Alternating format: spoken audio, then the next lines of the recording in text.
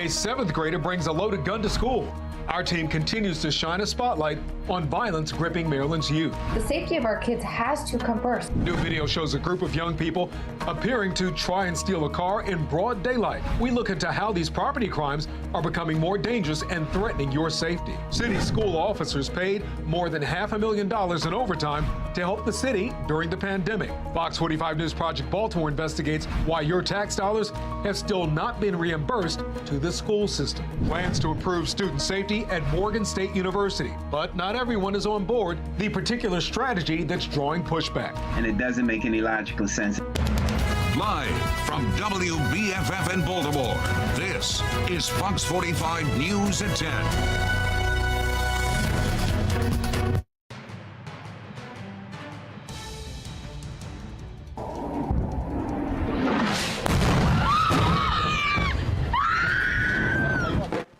Israeli civilians seen screaming and ducking for cover as the Hamas terror attacks continue. This as Israel appears to be backing up its claims of total retaliation for any Hamas strikes. Good evening, I'm Kai Jackson. And I'm Mary Bubala. The fighting is showing no signs of slowing down as we enter a 6th day of war. That's right. More than 2,100 people have been killed so far. It includes 22 Americans. Now, early this morning, Hamas launched a missile attack on an Israeli apartment building. And tonight, at least 30,000 Israeli soldiers are on standby on the Gaza border. Israel has also cut off fuel to Gaza as Gaza's only power plant runs out. Entire communities are left in the dark, while hospital workers say they'll only be able to stay open 3 more days. And today, the first shipments of U.S. ammunition arrived in Israel as President Biden says the American people continue to stand with Israel. U.S. intelligence estimates at least a dozen Americans are among the more than 150 Hamas hostages, and that number may go up in the coming days. I think we all need to steel ourselves for the very distinct possibility that these numbers will keep increasing, and that we may, in fact, find out that more Americans are part of the hostage pool. Well, the European Union is urging social media platforms to crack down on disinformation related to the Israel-Hamas war. A top European commissioner sent a letter to Meta CEO Mark Zuckerberg urging him to be vigilant. He sent a similar letter to Elon Musk yesterday regarding his platform X, formerly known as Twitter.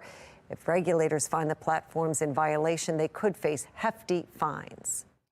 And it's just before sunrise in Jerusalem. We'll continue to update you on what's happening on the front lines. Our coverage of the war continues at 10:30 as one local Islamic group shares a Palestinian perspective. And we hear from a Baltimore rabbi who says these attacks are making the Israeli people stronger. A recent string of gun violence and stolen cars among young people has voices across Maryland calling for change to the state's juvenile justice system. This afternoon, a gun was confiscated from a 7th grader outside a Baltimore City school after officials say the student threatened a staff member. That's just messed up. Like, why you gotta get a gun? Like, why can't you just tell your parents about it? Thank God for, whoever was able to stop this young person from bringing in a firearm. Well, tonight, Vincent Hill looks into new surveillance video showing an attempted car theft by a group of young people. But we begin with Keith Daniels and more information on this 7th grader found with a gun at a Baltimore City school. Keith? Well, Kai and Mary, the incident happened at Briscoe Academy, a city middle high school in West Baltimore. Now, according to the system's website, students there learn, among other things, how to self-regulate their emotions. But tonight, for one student, an alarming reaction. I feel like the crime just crazy. A potentially dangerous situation unfolds at Baltimore City Schools' Joseph Briscoe Academy. School officials say a 7th grader was found in possession of a loaded handgun after being involved in an argument with a staff member. Just want to see a better learning environment. A startling incident for a 14-year-old city school student who's protecting his identity but speaking openly after hearing about what happened. That boy actions, like, that's just messed up. Like, why you gotta get a gun? Like, why can't you just tell your parents about it? Because a gun, that could put you in jail. According to school police, The 15-year-old seventh grader was involved in an altercation with a staff member earlier in the day.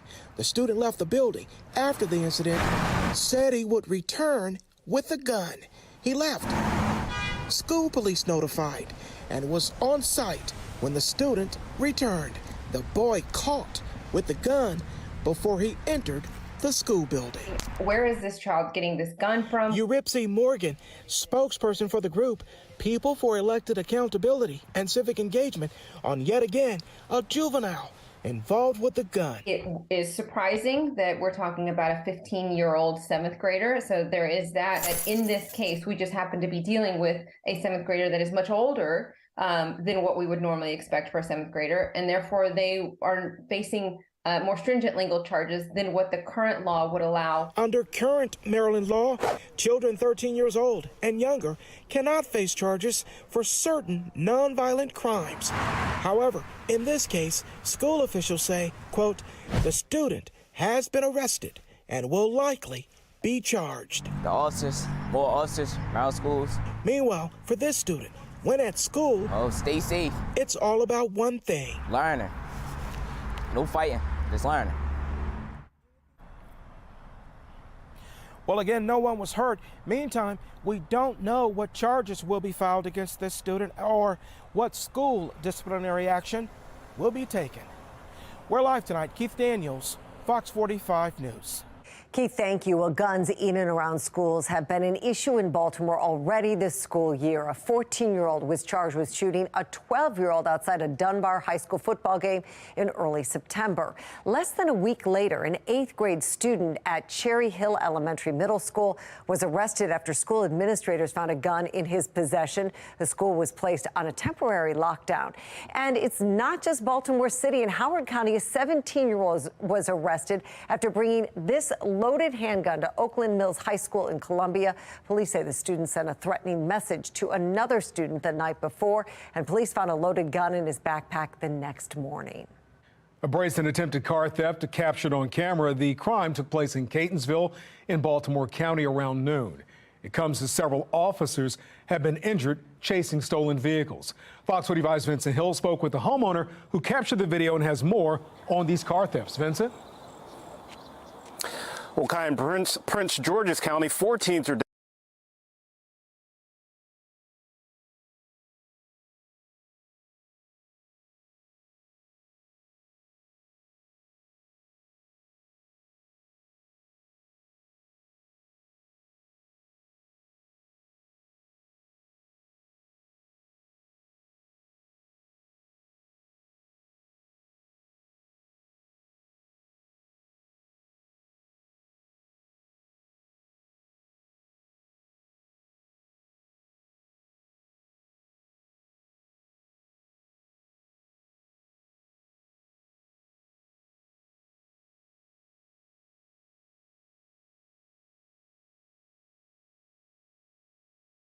a degree or two not as cool, but still, nonetheless, 45 to 50, I'd say that's jacket worthy for sure.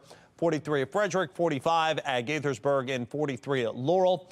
I'm going to let you know how warm temperatures get tomorrow afternoon. Could be even warmer than we saw today, and when the next weather maker actually brings us some rain, and if that could impact your weekend apple picking plans. That's coming up in my Weather Authority forecast.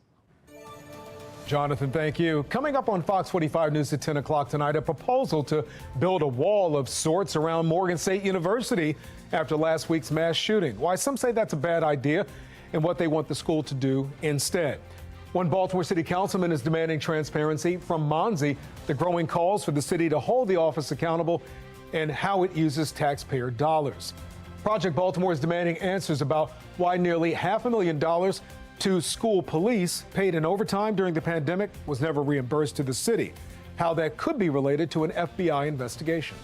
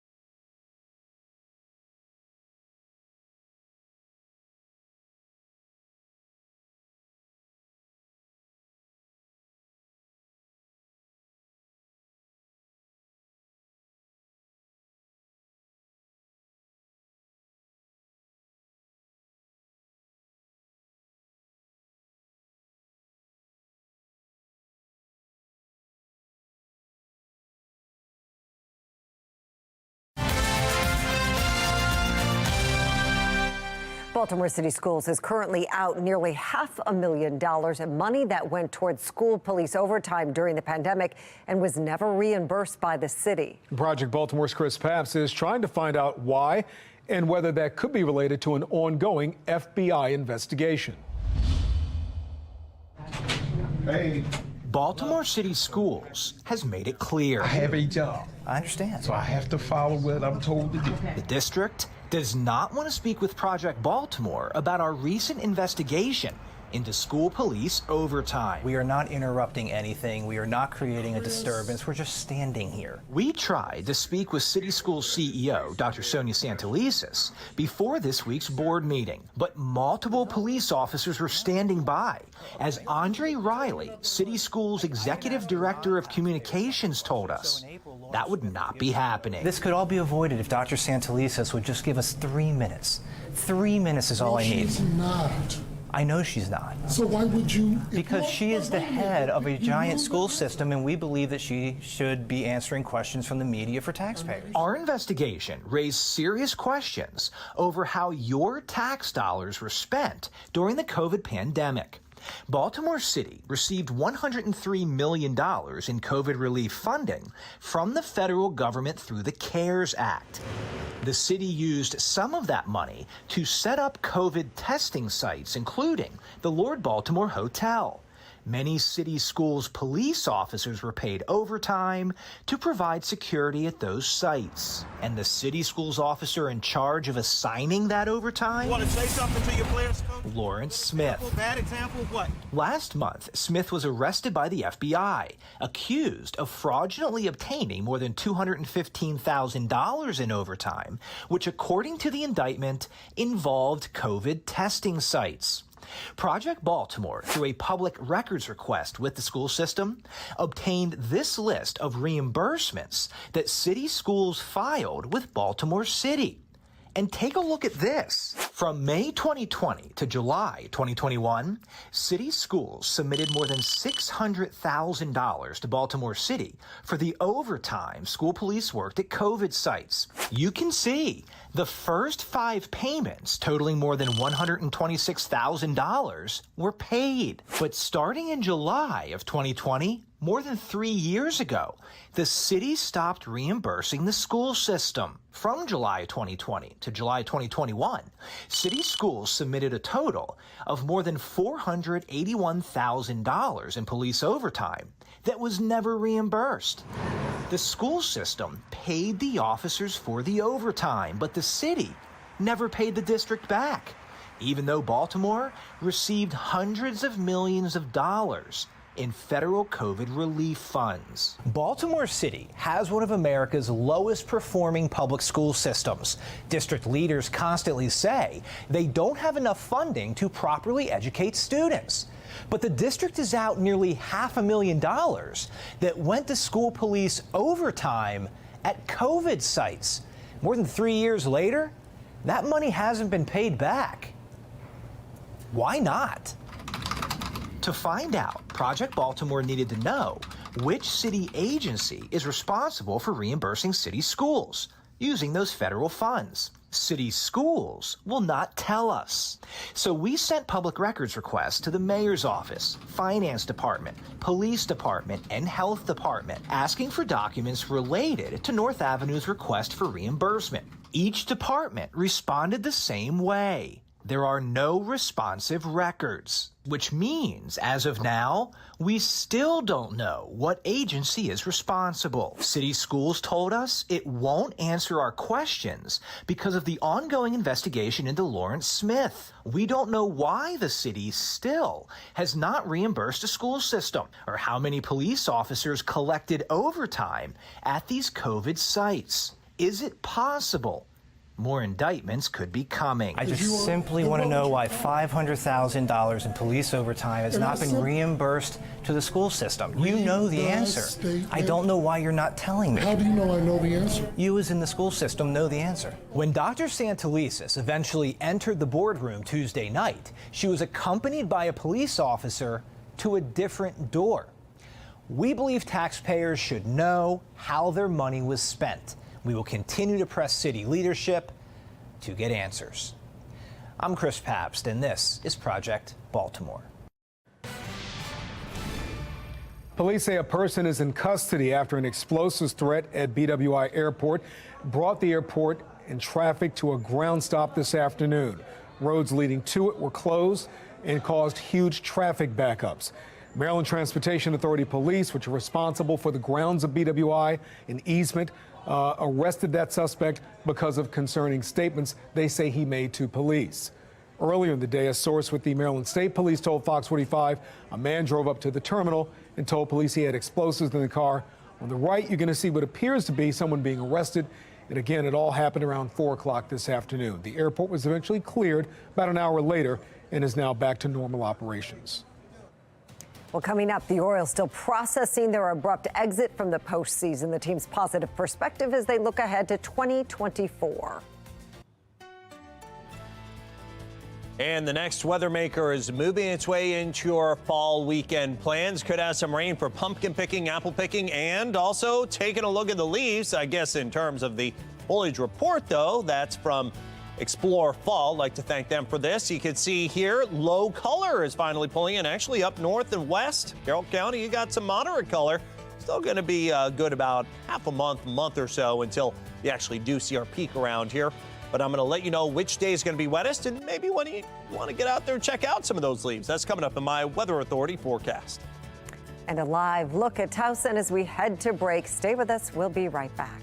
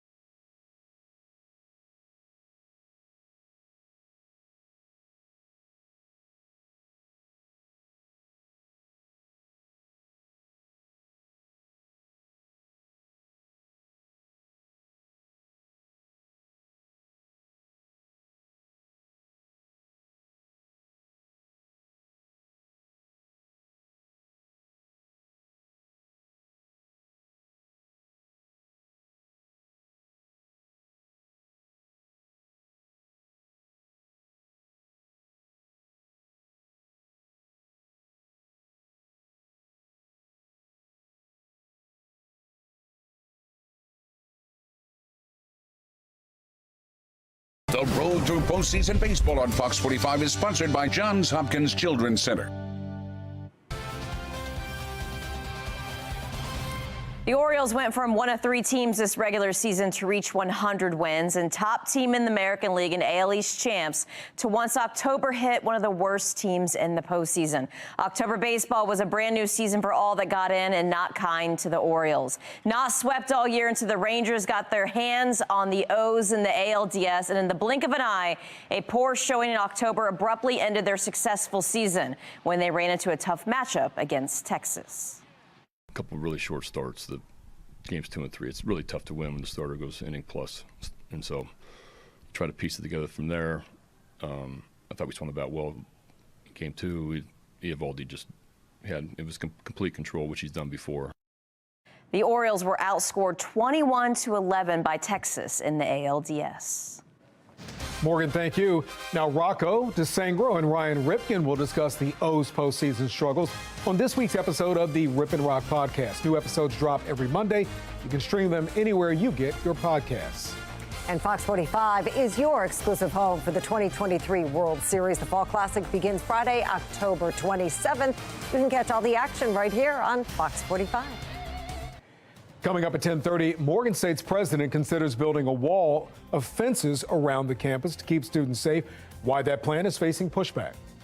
And a Baltimore City councilman continues his push for an audit of Monzi. Why he says the program is being held to a different standard than other city organizations.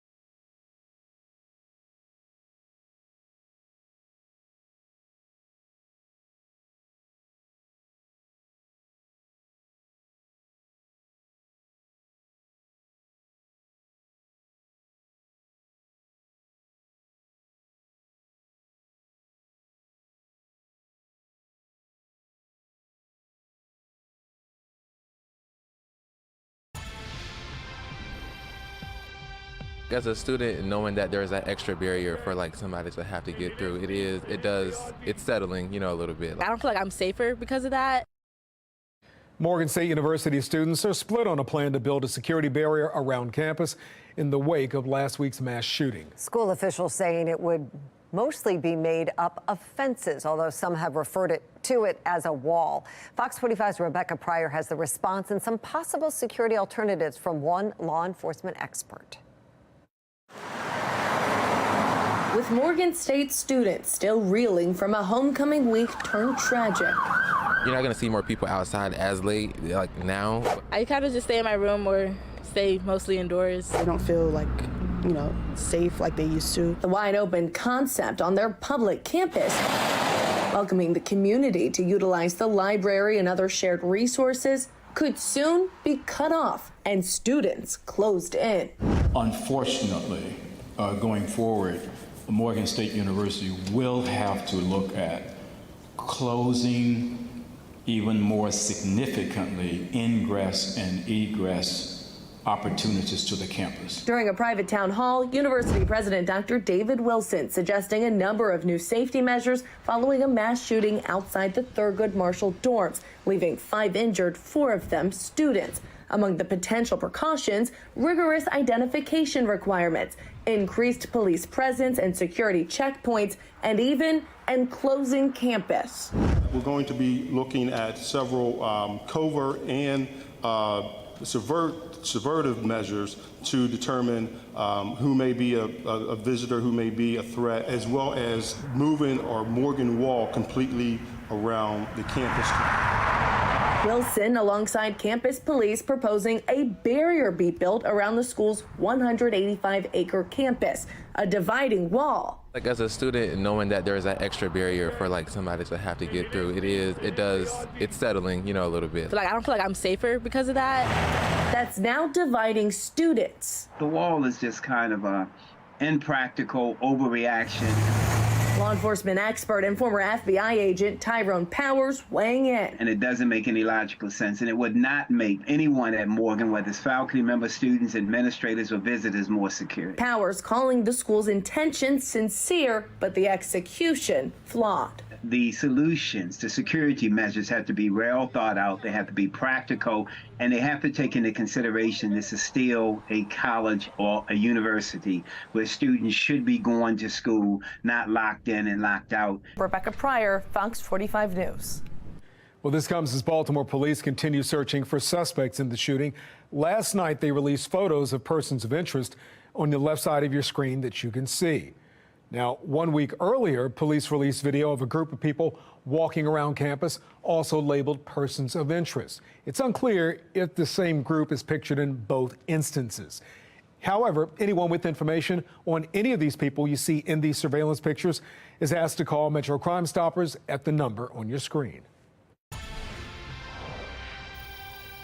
Muncie is a city agency. It is right here in City Hall, and so an agency like that should just be part of the agencies that are audited. Baltimore City Councilman Yitzi Schleifer calling for an audit into the mayor's Office of Safety and Engagement, saying the office should be held to the same standard as some other city programs. Fox 45's Mackenzie Frost has been investigating Muncie for 2 years. She shares this latest demand for transparency. We first brought you this story last week, and since then, the conversation continues to highlight the need for more transparency and accountability for an agency with expanding staff and growing budgets. Outside City Hall, Councilman Isaac Yitzi Schleifer making his concerns clear about the mayor's Office of Neighborhood Safety and Engagement, or Muncie. It matters where the money's originating from, and the money's originating from the taxpayers' pockets. The agency first started in 2020 when Mayor Brennan Scott became the leader of Baltimore, now operating with a multi-million-dollar budget and 45 employees. Muncie is not one of the city agencies scheduled to be routinely audited. We know him well, Baltimore City Councilman Isaac Yitzi Schleifer. On Talk Radio Wednesday morning, Councilman Schleifer continuing his push for an audit, especially with questions about effectiveness of the $20 million Safe Streets program Muncie oversees. I think everyone's entitled to know how much money, entities like LifeBridge are getting for it, even if it is just administrative. Fox 45 News has been investigating Safe Streets for 2 years, going to all 10 locations, knocking on doors, searching for answers to questions like, how does the program work? Who are the employees? What are they doing on a daily basis? Each time met with silence from the people who are working, or they're told they can't talk to us, or even no one opening the door. I'm quite concerned that we don't know how money is being spent. We don't know where the money is going. Now, Councilman Schleifer raising new concerns about the lack of information coming to light about the Safe Streets program, especially when the nonprofits running the locations don't answer questions from the council themselves, seen on display during the Brooklyn Day mass shooting oversight hearings. These should be pretty basic questions that get answered. They have been, and respectfully, they have been answered, and they have been answered directly to Muncie. So why wouldn't that be answered to the public? I would have to defer, again, respectfully, to Muncie as to whether or not they want to share what's been shared with them. And so it's not really clear, what the chain of command is, who's actually in charge, and who's creating the protocols or what the protocols actually are or who the employees are. Monsey is not part of the other city agencies routinely audited, but an audit commission that includes Councilman Schleifer and these 6 other members has the authority to ask for a review. Fox 45 News asking the members of the commission about a Monsey audit, and in addition to Schleifer, Councilman Eric Costello, Comptroller Bill Henry, and the Inspector General Isabel Mercedes Cumming all say they support auditing Monsey. The rest of the members, Councilman Christopher Burnett, Council President Nick Mosby, and the city's finance director, ignoring the question. I would encourage, Monsey to do is to start being transparent and start answering questions so that we don't have to wait for an audit. Beyond probing the city's finances, Monsey doesn't have a permanent leader. Shantae Jackson abruptly leaving in June. Monsey's better off without a leader than the previous leader that they had. And Stephanie Mavronis, the interim director after serving as chief of staff. Mayor Brandon Scott already late on naming a leader. During the budget hearings in June, City Administrator Faith Leach saying she wanted a director in place within 60 days. That timeline has come and gone. We are still searching. We have some folks, and we're going to continue to bring in the best and the brightest. Is Stephanie part of that search? I just want to know if Stephanie is part of the search. Anybody that applies is a part of the search. Has she applied? I can't. Now I can't tell you that. That's a personnel issue, Mackenzie. Thank you. It's certainly important that they find a new leader and that somebody who understands the importance of transparency and accountability and what it means to spend tens of millions of dollars of taxpayer money to provide a function and to have the right metrics involved so we can actually see what we're getting. With the auditing schedule in the upcoming mayoral election, Councilman Schleifer says it's unlikely that a probing of Monsey will get done before voters cast their ballots. Right now, the chair of the auditing commission, Eric Costello, could call for an audit on Monsey right now, but it's unclear if that will happen. In the newsroom, Mackenzie Frost, Fox 45 News. That brings us to our question of the day. Should there be an independent audit of Monsey? So far, 75% of those who voted say yes. Make your voice heard by going to foxbaltimore.com/vote. A Baltimore man will serve 33 months in federal prison after he was found guilty of being a felon in possession of a firearm and ammunition. U.S. Attorney Eric Barron's office announced the sentence today. Authorities say in September of last year, Tavion Thomas had an arrest warrant out for a violent crime. They say when officers found him, he had a gun in his backpack. Barron's office says the case is part of his Project Safe Neighborhoods program, bringing law enforcement agencies together to take violent offenders off the streets. You can find more on Barron's so-called Al Capone approach to catching criminals on our website, foxbaltimore.com. The Howard County School Board and County Council held a joint meeting this afternoon. Parents wanted to hear solutions to the school bus issues, but that meeting adjourned before any questions could be asked. That meeting adjourned again, and the meeting was slotted today for 2 hours, and officials spent so much time talking about other topics, they only had about 4 minutes to address transportation. After cancellations and delays, students and parents were upset hanging out to dry earlier this afternoon, left hanging out to dry, according to some who argue today's meeting sent the wrong message. Both the council and the school board agreed to put transportation at the top of their next agenda, but they only meet quarterly.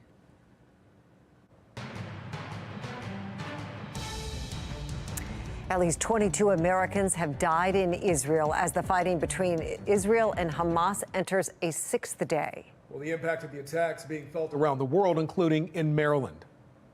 Some Black Lives Matter chapters are siding with Palestinians. One BLM grassroots in Los Angeles saying that they see clear parallels between Black and Palestinian people. BLM Chicago and Washington, D.C. tweeting similar sentiments.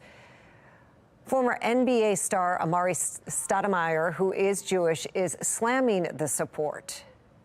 It ain't never been cool to kidnap kids and put them in cages.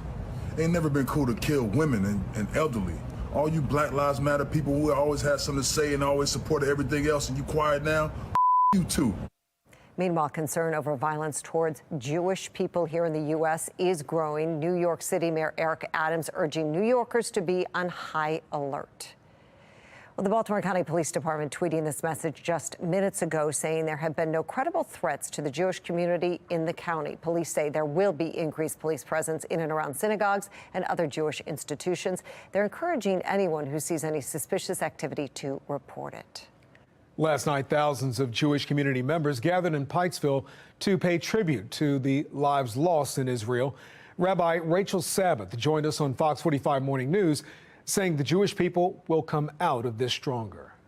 We are incredibly resilient. The Jewish people has an unfortunate history of suffering such atrocities. So we come together, but we are no longer dependent on the goodwill of the world. The world is standing by again, watching this. And what we have now is a strong Jewish community. We came together last night, about 2,000 people or more came together at Beth Tefillah congregation across our denominational spectrum. It's something very, very unusual for us to do. And we spoke and we prayed and we sang songs of commitment to the survival of the Jewish people. Well, the Council on American Islamic Relations, or CARE, discussed the impact the fighting is having on the people of Palestine. They say it's important to separate innocent Palestinians from Hamas militants. While CARE doesn't condone the Hamas attacks, it says Israeli forces have been limiting the freedoms of Palestinian people for decades. The second this thing happened, you have politicians all over saying, oh, we stand with Israel. Okay, I get it. Maybe you can justify it and say you stand with the right to protect the people that are innocent. What about the Palestinians? Why haven't you opened your mouth and said anything for the past 16 years?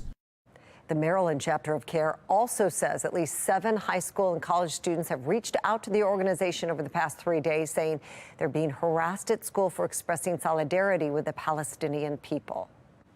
Fox 45 News will continue to follow the developments in the Middle East. Stay up to date with our coverage by downloading the Fox 45 app. Search for WBFF in your app store. Still ahead, the fight against the opioid epidemic is getting a big cash infusion. Why the pharmaceutical industry is paying settlement money from the past 18 years. And another good-looking day for tomorrow. The day planner takes us up to 75 tomorrow afternoon. Mostly sunny skies. I'm going to let you know how long the warmth lasts and when it's all going to end with some rain. That's in my Weather Authority forecast.